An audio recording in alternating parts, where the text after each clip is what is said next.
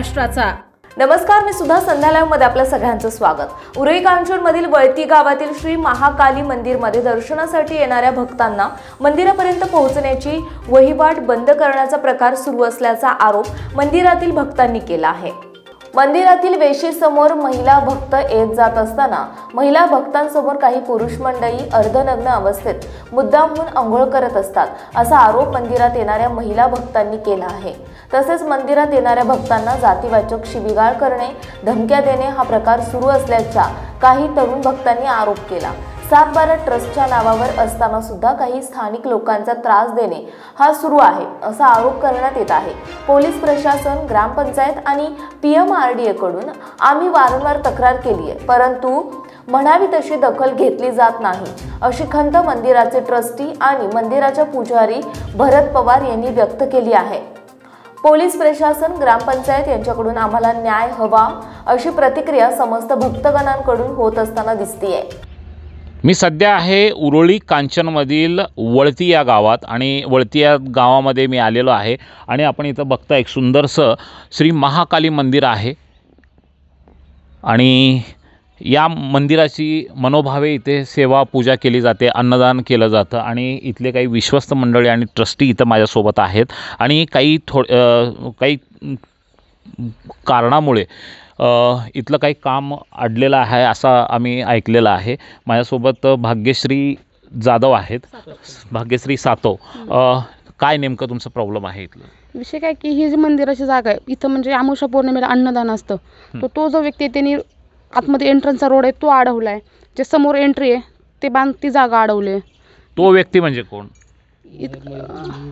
मयूर कुंजीर म्हणून जो आहे शेजारचा व्यक्ती, जागेचा मालक, तो म्हणतो की माझी जागा आहे।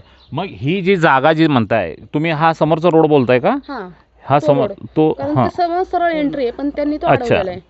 तो रस्ता अडवलेला आहे असं यांचं म्हणणं आहे। म्हणजे ही मंदिरला एंट्रन्स आहे, इथून या मंदिराला एंट्री मिळते या मंदिराला। तुम्ही जे म्हणताय की तुम्ही जागा अडवली वगैरे असं, मग ह्या मंदिरात म्हणजे ट्रस्टची जागा असं आहे का? ही जागा ट्रस्टची आहे, ट्रस्टच्या नावाने सगळे डॉक्युमेंट्स आहेत त्यांचे। तुमच्याकडे आता डॉक्युमेंट्स आहेत? हो, डॉक्युमेंट्स आहेत सगळे। बरं, ह्याबद्दल तुमचं काय म्हणणं आहे? हे बरोबर आहे, कारण की ही जागा मंदिराची आहे आणि ट्रस्टची आहे, तर म्हणजे हे डॉक्युमेंट्स सगळे म्हणजे नाही का ट्रस्टच्या नावावरती आहेत।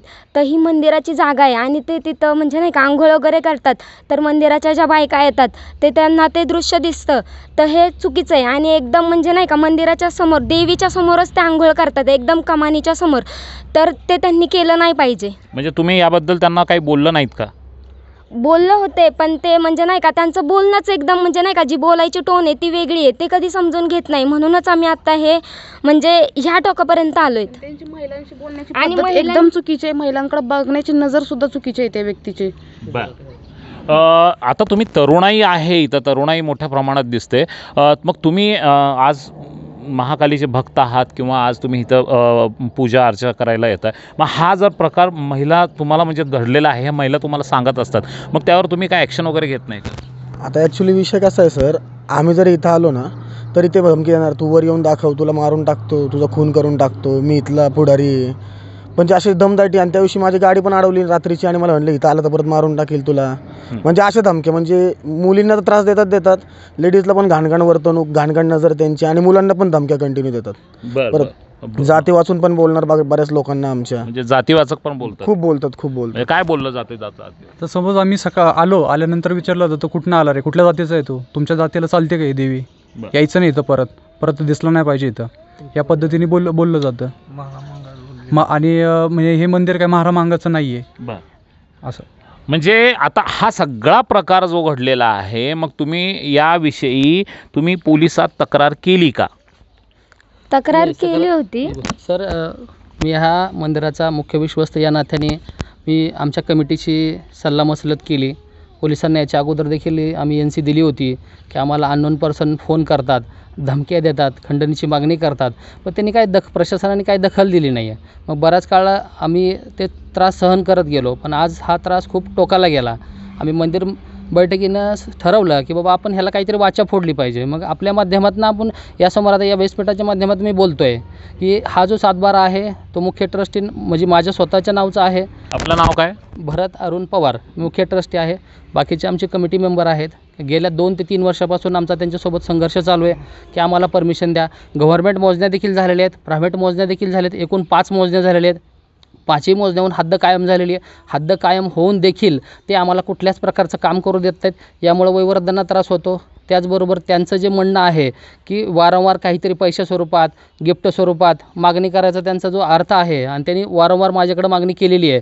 त्या मागणीला आम्ही भीक न घालता किंवा आम्ही खंडणी का देऊ, कारण आम्ही स्वतः पुजारी आहेत. आम्हीच भीक मागून खातो म्हणल्यासारखं काही हरकत नाही.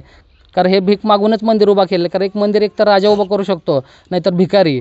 पण ह्या प्रशासनाच्या माध्यमातून मला एवढंच सांगायचं आहे की मंदिराला कुठेतरी न्याय मिळाला पाहिजे आणि आमच्या जागा ही आमच्याच ताब्यात राहावी आणि आम्हाला त्या जागेतून रस्ता करू द्यावा, एवढीच आमची मागणी आहे. आणि आमच्या आया बहिणींना आणि कुठल्याही व्यक्तीला कसल्याही प्रकारचे वागणूक छळ देऊ नये आणि त्यांना त्याची समज द्यावी आणि प्रशासनाने ह्या कामामध्ये दखल घ्यावी. ते वारंवार महाराज नावानं पण आम्हाला चिडवतात की तू कसला ग्रामपंचायतीने इथं नोंद करून घेतली का तुमच्या मंदिर?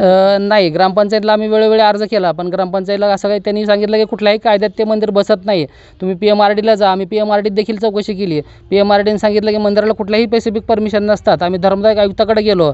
आमचे जे ॲडव्होकेट आहेत त्यांच्या माध्यमातून आम्ही त्या परमिशन्स आणल्या आणि परमिशन आणून आम्ही हे देवस्थान चालू केले. ह्या देवस्थानामध्ये अन्नदान केलं जातं, देवस्थानामध्ये सांस्कृतिक कार्यक्रम केले जातात, देवस्थानामध्ये समाज प्रबोधन केलं जातं.